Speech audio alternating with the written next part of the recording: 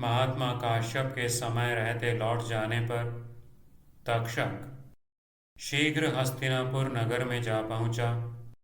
वहां जाने पर उसने सुना राजा परीक्षित की मंत्रों तथा विष उतारने वाली औषधियों द्वारा प्रयत्नपूर्वक रक्षा की जा रही है। निवृत्ते काश्यपे तस्मिन् समयेन महात्मनि जगाम तक्षकस्तूर्णम् नगरं नागसहवयम् अथ शुश्राव गच्छन् स तक्षको जगतीपतिम् मंत्रैर्गतैर्विषहरैः रक्षमाणं प्रयत्नतः। उग्र श्रवा जी कहते हैं, शौनक जी, तब तक्षक ने विचार किया, मुझे माया का आश्रय लेकर राजा को ठग लेना चाहिए, किंतु इसके लिए क्या उपाय हो। तदनंतर तक्षक नाग ने फल, दर्भ और जल लेकर कुछ नागों को तपस्वी रूप में राजा के समीप जाने की आज्ञा दी। सौतिरुवाच सचिन्तयामास तदा मायायोगेन पार्थिवः मया वञ्चयितव्योऽसौ क उपायो भवेदिति। ततस्तापसरूपेण प्राहिणोत् स भुजङ्गमान् फलदर्भोदकं गृह्य राजने नागोऽथ तक्षकः। तक्षक ने कहा, तुम लोग कार्य की सफलता के लिए राजा के समीप जाओ, किंतु तनिक भी व्यग्र न होना। तुम्हारे जाने का उद्देश्य है महाराज को फल, फूल और जल भेंट करना। तक्षक उवाच गच्छध्वं यूयमव्यग्रा राजानं कार्यवत्तया फलपुष्पोदकं नाम प्रतिग्राहयितुं नृपम्। उग्र श्रवा जी कहते हैं, तक्षक के आदेश देने पर उन नागों ने वैसा ही किया। सौतिरुवाच ते तक्षक समादिष्टास्तथा चक्रुर्भुजंगमाः। वे राजा के समीप कुश, जल और फल लेकर गए। परम पराक्रमी महाराज परीक्षित ने उनकी दी हुई वे सब वस्तुएं ग्रहण कर लीं। उपनेन्युस्तथा राज्ञे दर्भानाप फलानि च तच्च सर्वं स राजेन्द्रः प्रतिजग्राह वीर्यवान्। तदनंतर उन्हें पारितोषिक देने आदि का कार्य करके कहा, अब आप लोग जाएं।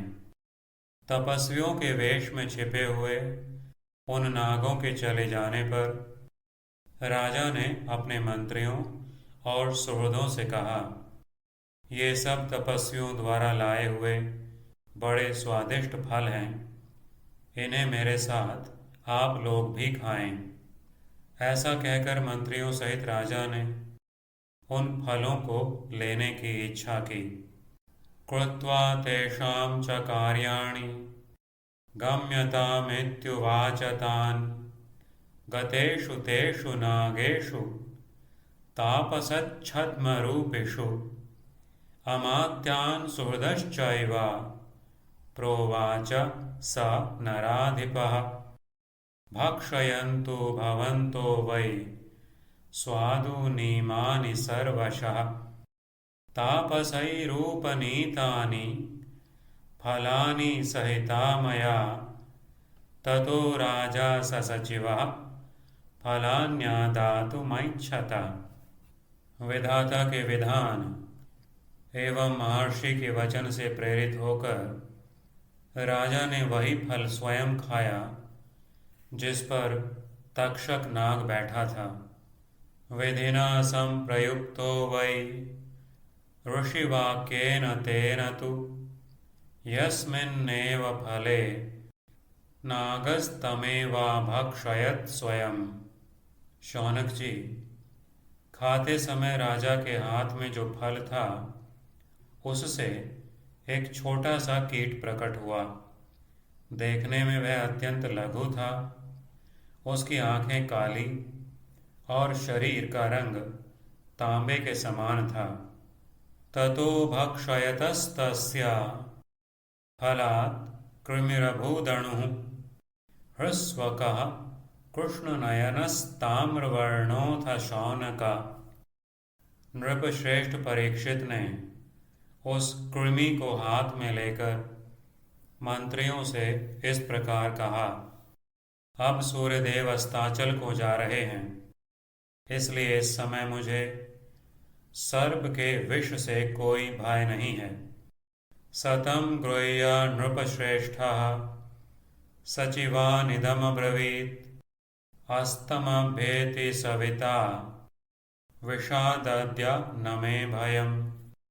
वे मुनि सत्यवादी हों, इसके लिए यह कीट ही तक्षक नाम धारण करके मुझे डस ले। ऐसा करने से मेरे दोष का परिहार हो जाएगा। सत्यवागस्तो समुनिः कृमिर्मां दशतामयम् तक्षको नाम भूत्वा वै तथा परिहृतं भवेत्। काल से प्रेरित होकर मंत्रियों ने भी उनकी हाँ में हाँ मिला दी। मंत्रियों से पूर्वोक्त बात कहकर राजाधिराज परीक्षित उस लघु कृमि को कंधे पर रखकर हंसने लगे। वे तत्काल ही मरने वाले थे, अतः उनकी बुद्धि मारी गई थी। राजा अभी हंस ही रहे थे कि उन्हें जो फल निवेदित किया गया था उस फल से निकलकर तक्षक नाग ने अपने शरीर से उनको जकड़ लिया। इस प्रकार वेगपूर्वक उनके शरीर में लिपटकर नागराज तक्षक ने बड़ी भीषण गर्जना की और भूपाल परीक्षित को डस लिया। ते चैनमन्ववर्तन्त मंत्रिणः कालचोदिताः एवमुक्त्वा स राजेन्द्रो ग्रीवायां सन्निवेश्यः कृमिकं प्राहसत्तूर्णं मुमुक्षुर्नष्टचेतनः प्रहसन्नेव भोगेन तक्षकेण त्ववेष्ट्यत। तस्मात् फलाद् विनिष्क्रम्य यत्तत् राज्ञे निवेदितं वेष्टयित्वा च वेगेन विनद्य च महास्वनम् अदशत् पृथ्वीपालं तक्षकः पन्नगेश्वरः।